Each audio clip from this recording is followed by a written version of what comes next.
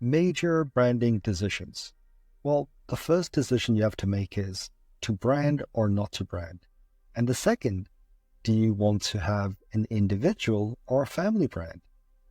In terms of brand and manufacturer's brand, you've got individual brands, for example, Dynamo and Cold Power. Individual product branding is when a company, such as Unilever, which owns lots of different products, markets individual brands almost as a standalone product. For example, Dove.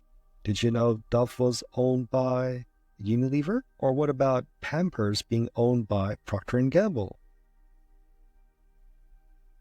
In terms of family brand, so examples are General Electric or Sony. In family brand, all products are marketed under the same company or the same umbrella, as to put it. For example, think of all the products that Sony has, whether it's televisions, PlayStation, or even their laptop. It all comes under the same family brand, i.e. Sony. The idea behind this is with one particular brand and logo, it helps customers to easily identify the products and instantly instills faith in them. The third category is combination, which is family as well as individual brands. For example, Kellogg's Cornflakes, or Kellogg's as a company, also owns Rice Bubbles. Now, in terms of Kellogg's Cornflakes, Kellogg's is a parent company, but Cornflakes is a brand in itself. Another example is Ford Focus. The family name is Ford, and the individual product name is Focus. A lot of companies tend to do this. For example, Volkswagen Polo. The family name is Volkswagen, and the individual product name is Polo. Or the Honda Civic, once again, family name being Honda, and the individual product name being Civic. As you can imagine, for a lot of these companies, their individual products have become quite powerful brands themselves. Think about, say, Samsung and Galaxy, or Samsung and Note. In terms of no brand, private brand, you also have individual brands, such as Starbucks Specialty Blend Coffee Beans, or family brand, for example, Innerwear Regatta Sport, or combination of family and individual, for example, Harvey Norman or Kenmore.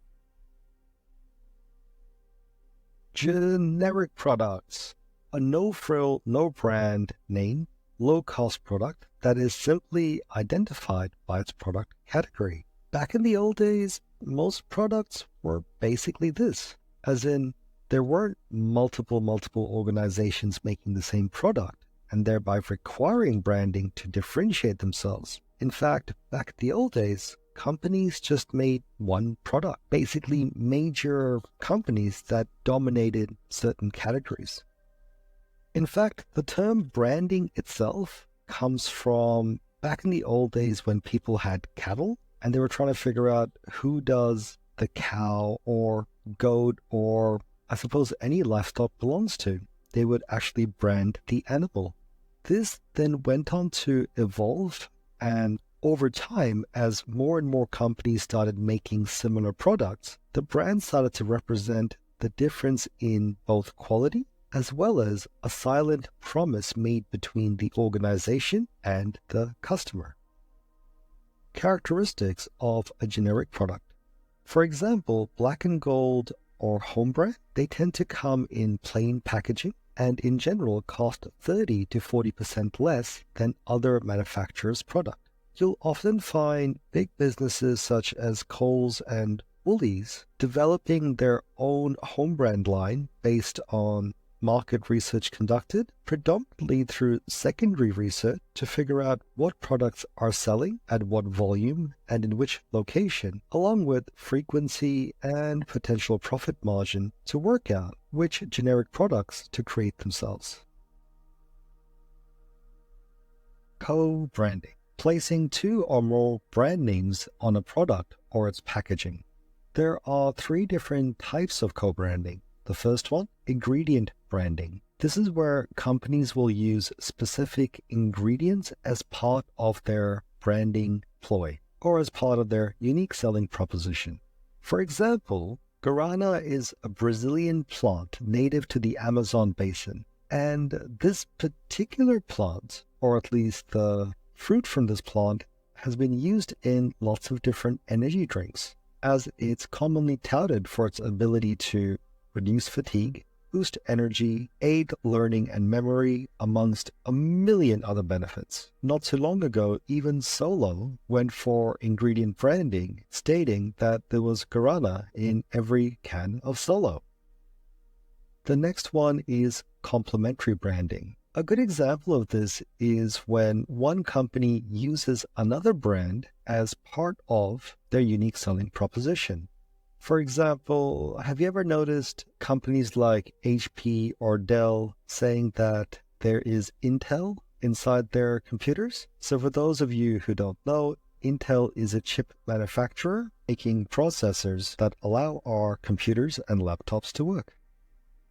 In co-branding, two or more organizations may share a promotion together. For example, stay at Hilton Hotel and get 20% off on your next Hertz car hire. The idea or concept behind this is you take two brands who are not competing in the same industry, but their customers or consumers may be interested in both products, and thereby it's a win-win situation for both the brands to work together. The advantage of co-branding is that it has the ability to not only get two organizations working together, but they end up sharing the risk, generate a lot of interest amongst both of their consumer groups, which comes from increased sales. There can also be greater trust in regards to the product as two big brands are coming together, and there can also be technological benefits.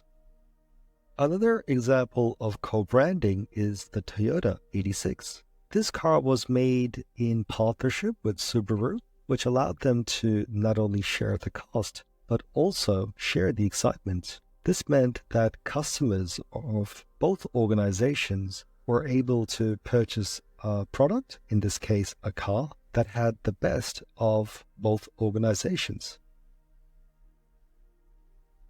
Trademark. The exclusive right to use a brand. For example, shape, colors, and logos, catchy phrases, abbreviations of names. A generic product name cannot be trademarked. For example, the name UGG, as in UGG boots, that cannot be trademarked. In Australia especially, it describes an entire category of product, and this actually ended up in legal battle.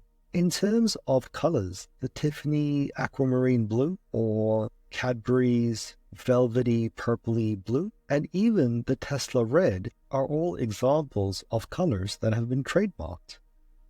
Service mark. This is basically trademark for a service. For example, H&R Block, Weight Watchers. So quite essentially, service marks and trademarks are considered intellectual property. This generally refers to assets that do not have a physical form. For example, ideas, images, songs, and sounds. The difference between a trademark and a service mark is that a service mark identifies and distinguishes the source of a service rather than goods.